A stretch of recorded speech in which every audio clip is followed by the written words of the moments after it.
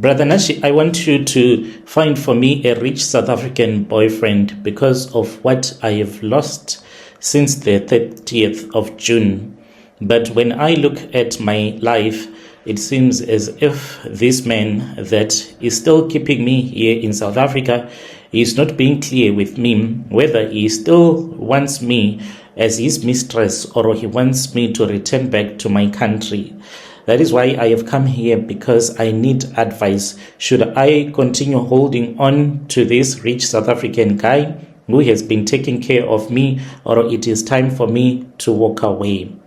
I was not a slave queen before all of this. I used to be the maid for his wife's cousin sister. And whenever he would come to that place where I was working, he would touch me and we would kiss in secret, and we ended up sleeping with each other, and he impregnated me. After he had impregnated me, that was when he told me to remove the pregnancy. My confession, Brother Nashi, it goes on like this.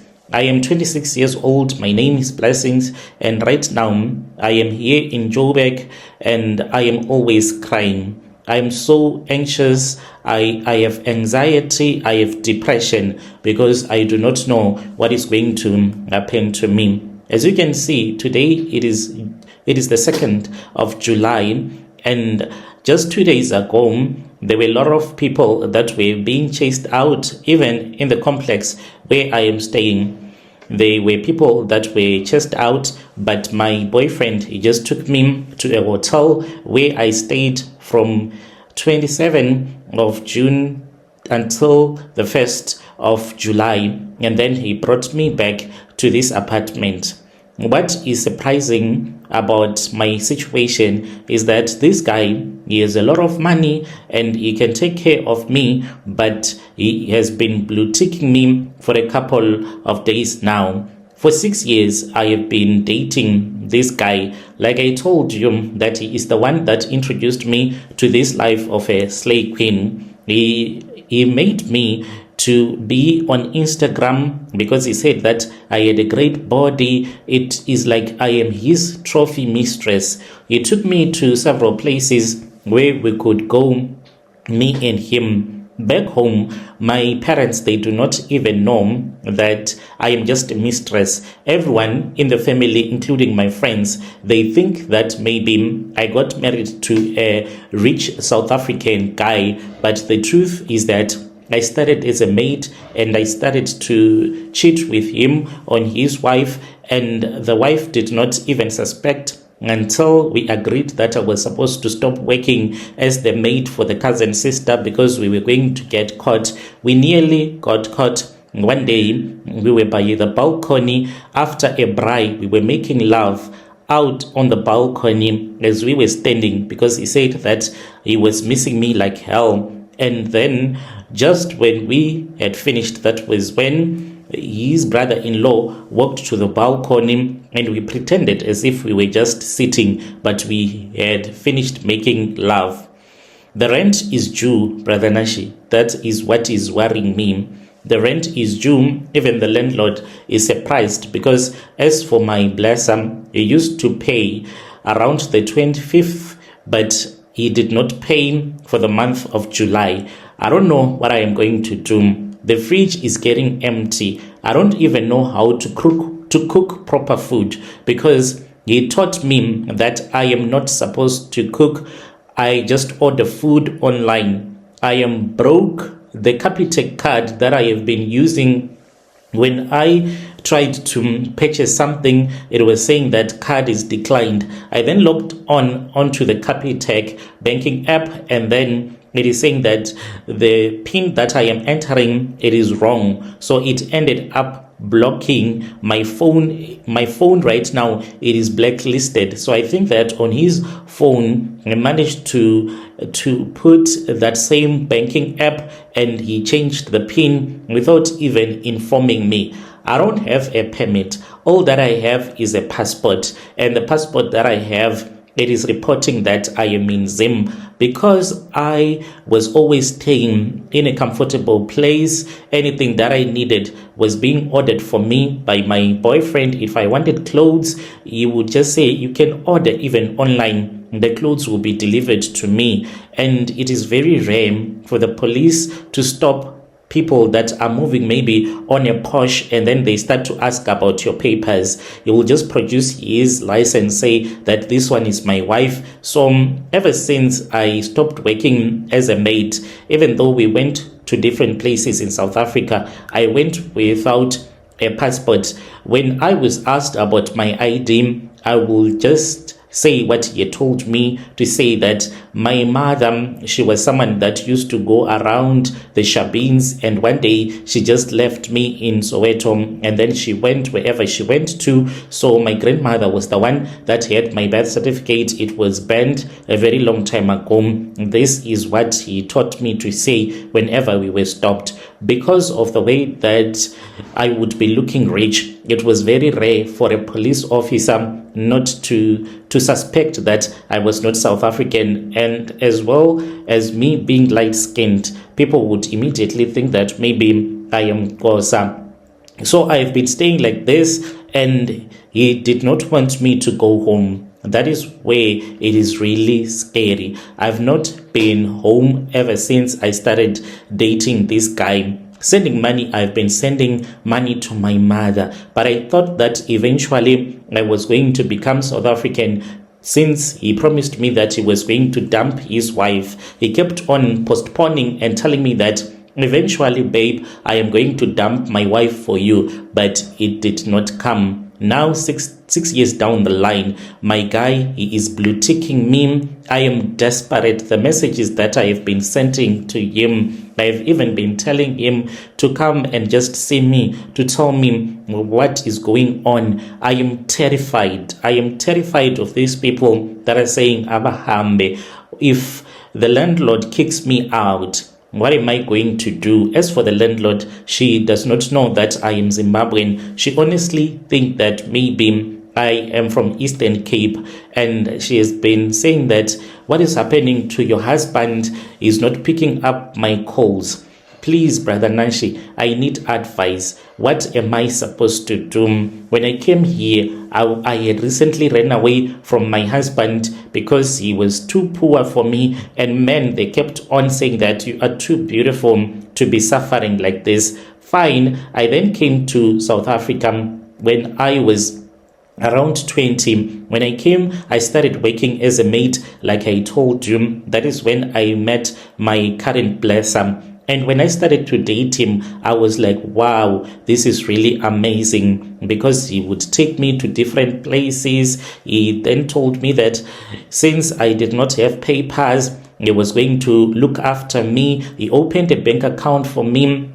I used to be afraid to walk past like your banks, because I thought that inside the bank there is home affairs in them. They will arrest you. When we went to open the Capitec account, I was really nervous. And then he gave me the card, and they installed the app on the phone. I was so happy. Each and every month, he started to deposit money into my account.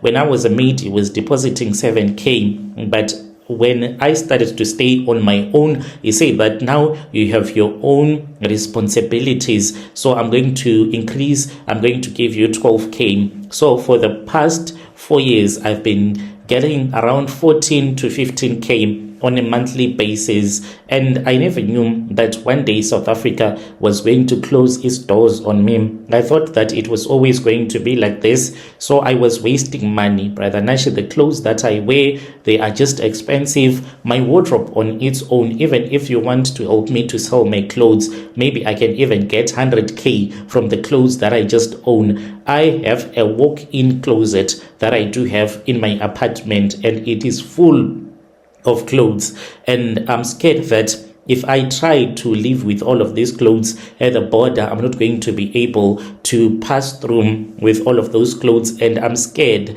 with this beauty, with this kind of a life that I was used to. I heard that if you do not have papers, you're not going straight to the border. You're going to stay at a refugee camp. I cry whenever I think about going to stay in a refugee camp.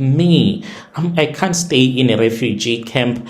I wish you could see me the way that I am. I'm too beautiful to be out in the open, sleeping outside. You need to make a plan, my brother, because I can't stay like this. I can't be like this. I need advice. If you know any blesser currently that is willing to take me in, Brother Nashi, you can tell me. I'll be following you in the comment section. Dear listeners, right, there was a message that was sent to us by one of our dear sister. She is saying that what had is that she fell pregnant so many times for this South African guy, and each and every time this guy was like, you know what, you need to remove this pregnancy. We are going to have another child, but as for now, I am not ready for us to have a child. And now the guy does not want to speak with her anymore. She's saying, what am I supposed to do? She knows the place where the wife is working. She is thinking of going and to speak with the wife that I am dependent on your husband.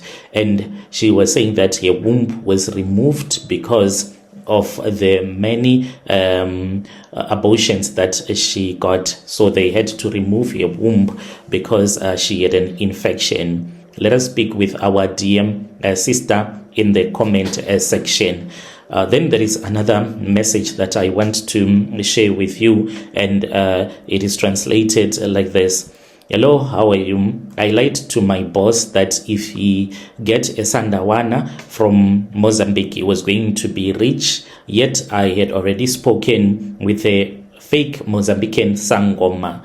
This is my confession and my name. You can call me Given. I am someone that has been suffering right now. I am here in Zim. I have tried any business that you can think of, but now I want to give a testimony to Africa. Does not matter where you come from. My life, let it be a living testament to those that would want to get into business. In our Shona culture, we say that Maria Kuba ine Monyama, translated, the stolen money carries a generational curse. Even if you try to start a business, you are always going to be operating under a curse. I am writing my confession, even if people are going to judge me, but I just want others to know that once you owe someone, you will be living under a curse. It was in the year 2012. Me and my other friend, we were bored about our boss because our boss, he was into doing tenders. And we knew that he was making money. He even told us that he had received a payment of about 5 million. Yet our boss, he was not doing any work. I was the lead engineer. Even though I was a lead engineer, I was being paid the same amount that he was paying to the bricklayers. It was something that was really painful. As an engineer, you expect that you are going to be getting maybe a company house, a company car. I would travel using a taxi from one point to another, me and the project manager who was from Mozambique. Yet our boss, he was driving your jeeps, beautiful cars that he was buying using his tender money. And we used to discuss a lot about our boss, how he was robbing us because we were foreigners.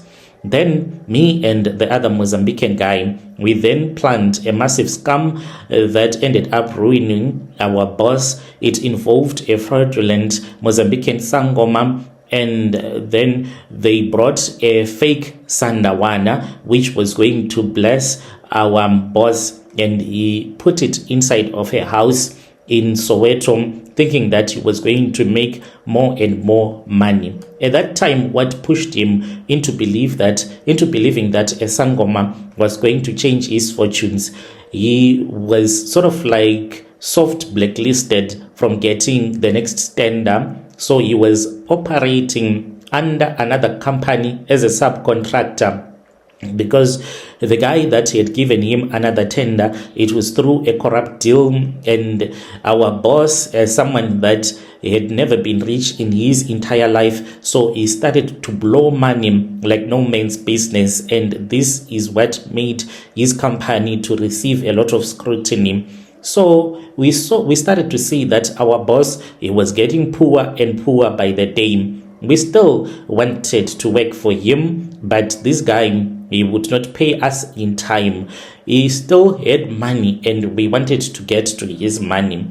He then came to me as someone that he trusted as his engineer. He sat with me down over a plate of pap and he said to me that he did not know where else to turn to. He wanted to try Zimbabwean magic for once. And then we said to him, okay, it's fine. If you want to try some sangomas from Zim, I will speak with Freddy, the guy from Mozambique. He once told me that he know a sangoma who can help someone to stay in business. It was a massive lie that I was telling him. I then went to Freddy, the Mozambican, and I said that the boss is saying that he wants something that can help him to get a lot of money. So Freddy then told me about that deal that we had once planned, that the Sangoma in Mozambique was already waiting for the go-ahead. Our boss, we made him to believe that he was going to be getting a genuine Sandawana, but it was not a genuine Sandawana. It was something that was fake. So our boss, after he had believed that he was going to be getting the real thing, he was then told to send money to Mozambique so that the Sangoma can be able to travel to South Africa. He then came to South Africa, the Sangoma, and then the Sangoma started to do some fake rituals, but at his other house in Soweto. Whilst we were there, the boss, he was believing everything during the consultation, because the clever thing that we had done was that we had given all the necessary information to that Sangoma, telling him that if you say this and this, then our boss is going to believe you. So the boss was very surprised that this Mozambican Sangoma, he was able to tell him a lot of prophecies about his life, some things that most of the people did not know or were supposed to know about him. So he was told to write the names of his relatives, the ones that he wanted to sacrifice on later in the future. And after he had done so, then he was told that he was supposed to bury a clay pot at the back of his house, again in Soweto, and we slaughtered a goat on his behalf, as the blood was being said that it was falling into that clay pot. He was then given a made-up Sandawana, and he was told that it was going to start breathing.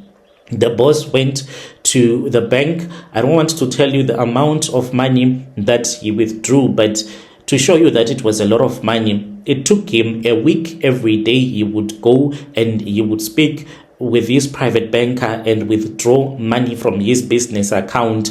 And he gave that money to us because this Mozambican had said that I am supposed to go and dump this money in the ocean so that the money can return back to you. But when it comes back to you, it is going to come back multiplied. You're going to become richer even than the richest man in your country. But it was a lie. The moment that we left Soweto with bags that were full of money, then we knew that we had won. I traveled through Mozambique and I came back to my country, Zim. I had so much money. When I arrived back home, me and my wife, to show you that it was a lot of money, we started counting this money. The following day after I had arrived at home, I rested first. Then the next day I woke up. It was around 6 in the morning, and I told my wife to wake up as well, and I told her that I had money. I explained everything that I had done with my Mozambican friends.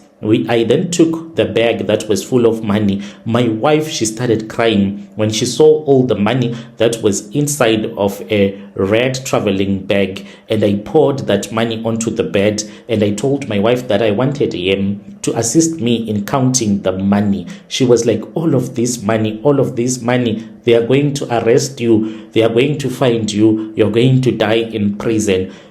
To show you that it was a lot of money, we started counting money from around 6 until it was 1 p.m. Me and my wife, we were locked up in the bedroom. We ended up not finding any place to stand because we were just putting the money in 10,000s, 10,000s, 10,000s. It was a lot of money. We then decided that we were supposed to start some projects, but each and every project that I started, the ultimate punishment was when I started to communicate with this other agent from Tanzania. I was planning to start a business of selling your ex-Japanese cars. So I wanted those cars to be brought through Tanzania. I knew that in South Africa, I am someone that can be arrested at any given moment. So I was afraid that even if I tried to ship the cars through the Durban port, maybe they were going to seize the cars. So instead of shipping through Durban, I carefully planned my route, and the cars were supposed to come through Tanzania. So I was connected with this other guy that said that he had once worked with that agent from Tanzania.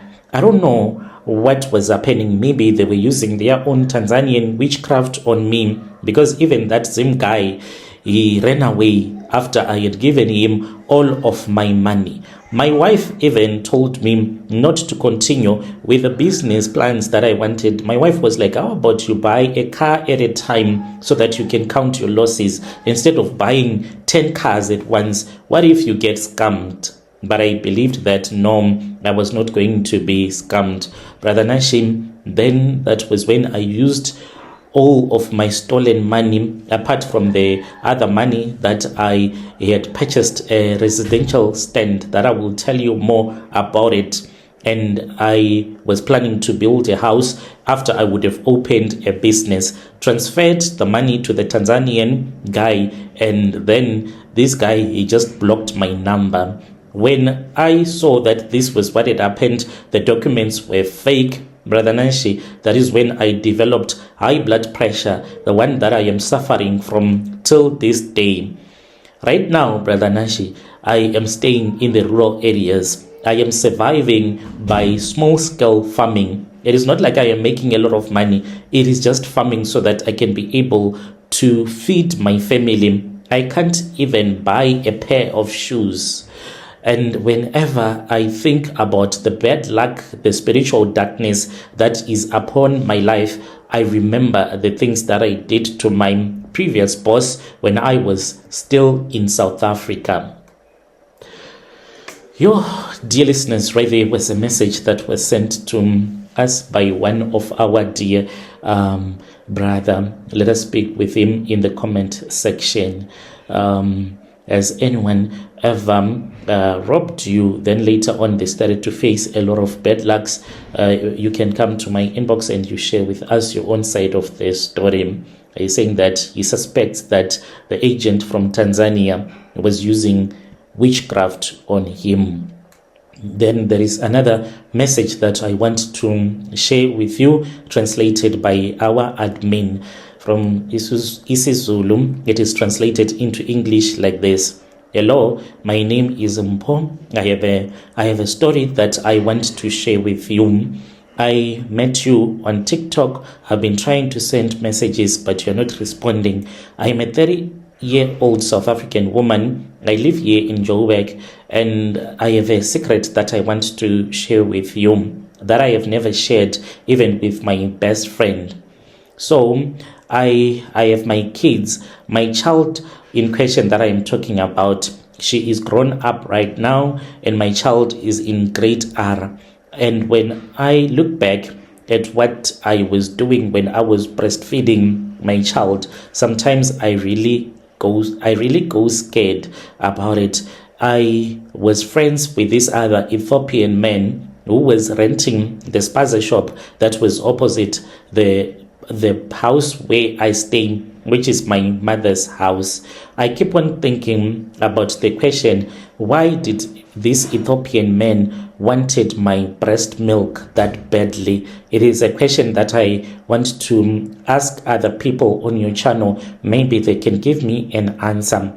At that time, since I was completely broke, I had recently given birth to my baby, so I did not have money, and there was a challenge that my baby daddy he then got married to another woman. I don't know why he chose to do that, because he started this marriage thing when I was about to go into labor. I nearly died in labor when I was told that my baby daddy is about to get married. So he did not even consider my feelings. He just moved on with his life.